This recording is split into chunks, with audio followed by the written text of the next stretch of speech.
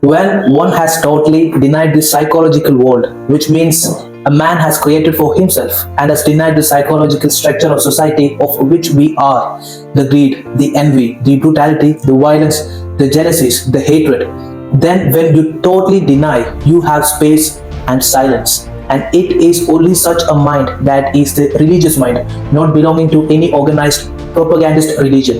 It is only such a mind that can see what is the immeasurable, and such a mind is to see light. Good thoughts and bad thoughts, what are those? So you should never ever discriminate between good and bad thoughts. There are no good and bad thoughts, there are just thoughts. Your thoughts depends upon what kind of garbage you have, what kind of smell you give out. Today's smell depends on yesterday's garbage. It depends on what you threw into the bin. If you watched a movie yesterday or something else happened, today that will come back to you again. Do not judge your thoughts. It is just rubbish. First of all, they are not even real. A thought means that is not real. The largest part of who you are is unconscious right now. You are making things up all the time.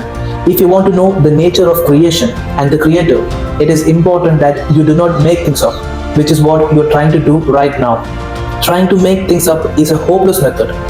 If you try to maintain a continuous stream of thoughts while doing your work, suddenly they will not come. Suddenly you will get constipated in the head. Do not bother about your thoughts or about how to control your thoughts.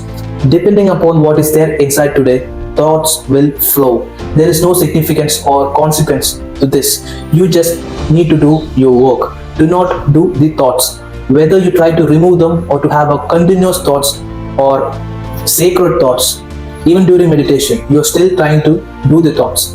The kidneys will do their own. The liver will do its own thing. The brain will do its own thing.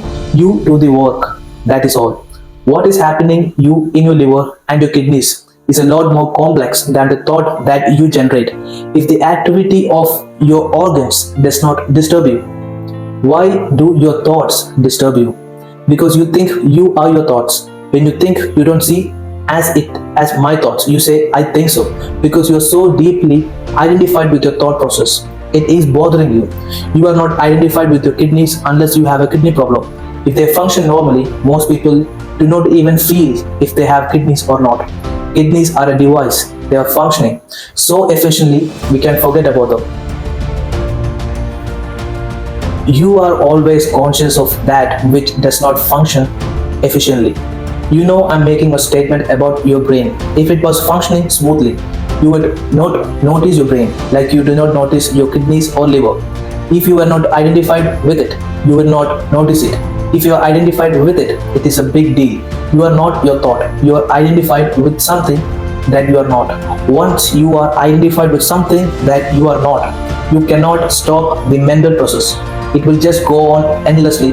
It is like when you have eaten a bad food, gas develop. You cannot stop it with a wine coke. You just have to stop eating bad food. It's just like that. So the bad food for you right now, you believe yourself to be the things that you're not. The moment you identify yourself with your body, your thoughts, your emotions, and many other things around you, the thought process will be endless. People think that is how the mind is. That is not how the mind is, or rather, that is not how it is supposed to be. If you constantly had a stomach ache, you would think that is how the stomach is. So it's not the problem with the stomach. It's not the problem with your kidneys. It's not a problem with your body. It's just your thought process. It's just that you identify yourself with the thought, your mind.